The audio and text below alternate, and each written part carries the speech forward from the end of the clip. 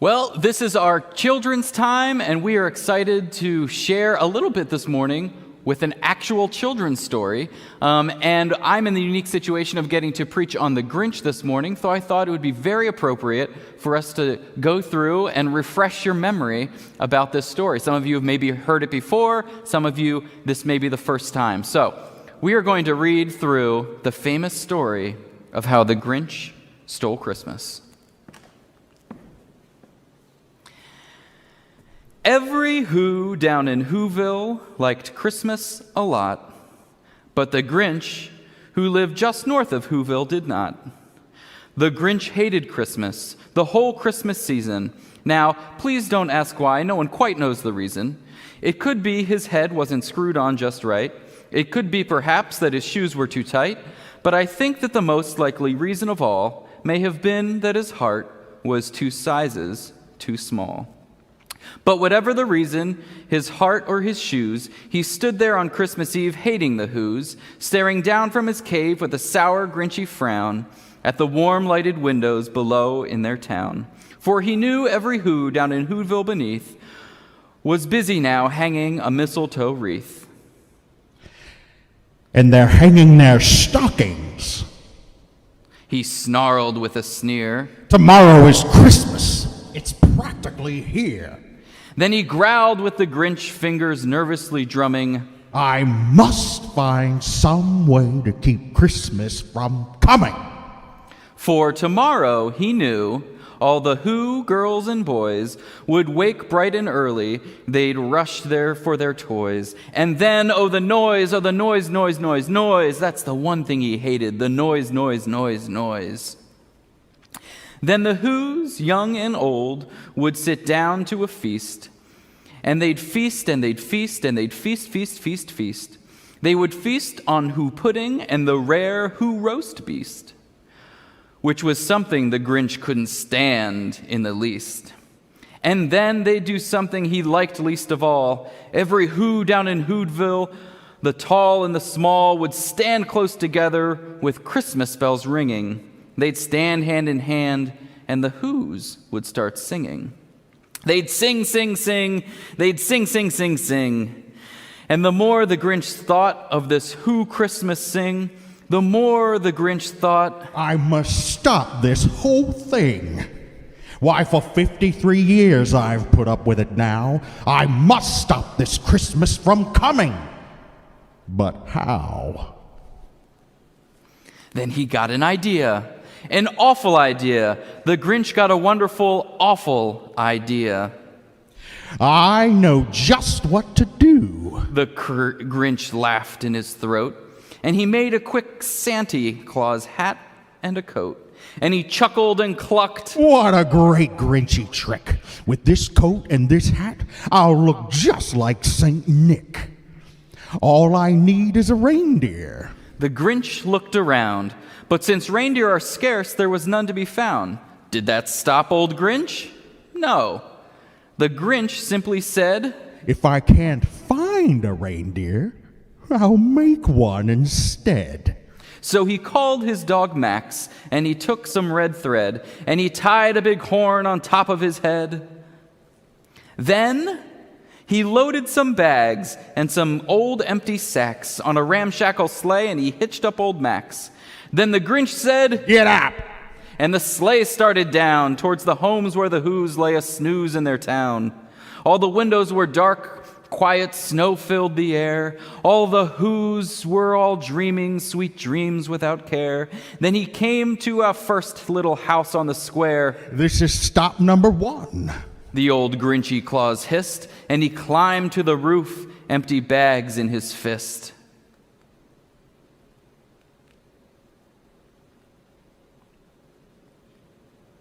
Then he slid down the chimney, a rather tight pinch.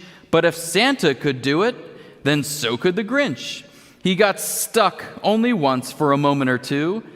Then he stuck his head out of the fireplace flue, where the little Who stockings all hung in a row. These stockings, he grinned, are the first things to go. Then he slithered and slunk with a smile most pleasant around the whole room, and he took every present: pop guns and bicycles, roller skates, drums, checkerboards, tricycles, popcorn and plums. And he stuffed them in bags. Then the Grinch very nimbly stuffed all the bags one by one up the chimney. Then he slunk to the icebox. He took the Who's feast. He took the Who pudding. He took the roast beast. He cleaned out that icebox as quick as a flash. Why, the Grinch even took the last can of Who hash. Then he stuffed all the food up the chimney with glee. And now, Grinned the Grinch. I will stuff up the tree. And the Grinch grabbed the tree and he started to shove when he heard a small sound like a coo of a dove. He turned around fast and he saw a small Who, little Cindy Lou Who was not more than 2. The Grinch had been caught by this tiny Who daughter, who'd got out of bed for a cup of cold water. She stared at the Grinch and said, Santa Claus, why? Why are you taking our Christmas tree? Why? But you know that old Grinch was so smart and so slick. He thought up a lie and he thought up one quick.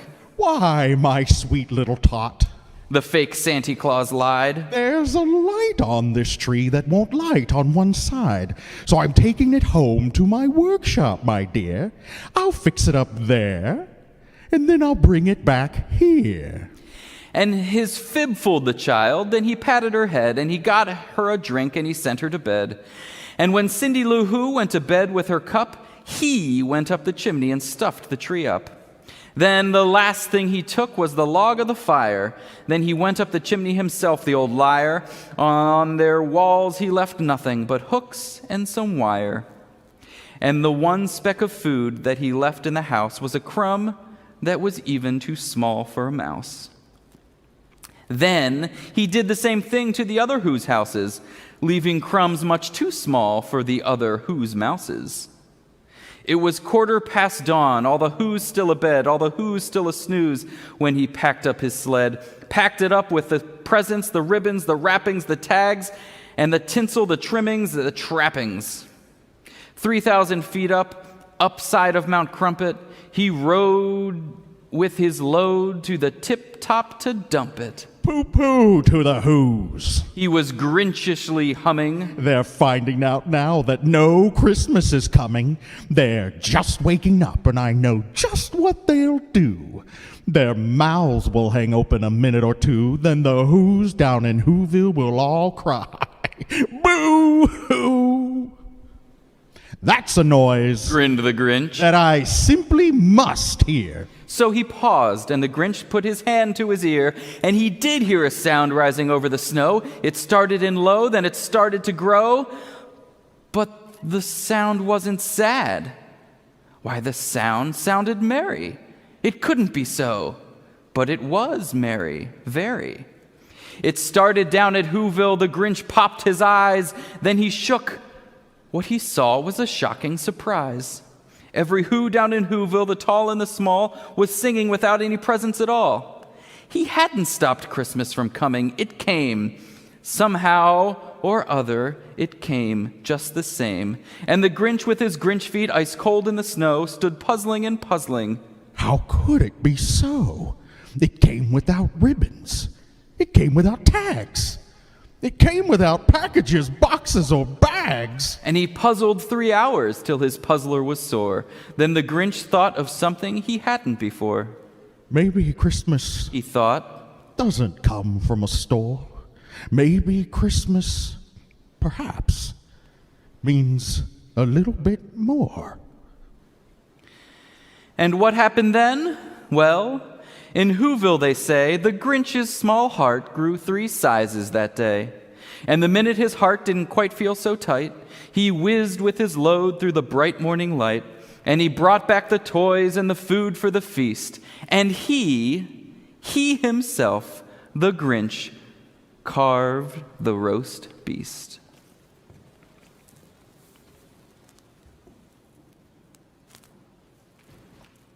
This is a great Christmas tale of redemption for one of our Christmas villains. We see throughout the story that the Grinch was so frustrated by Christmas, jealous of those who lived down in Whoville, that he didn't want them to have any joy because he couldn't have any of it for himself. But in the end, ultimately, he learned that there is great joy in celebrating the joy of others.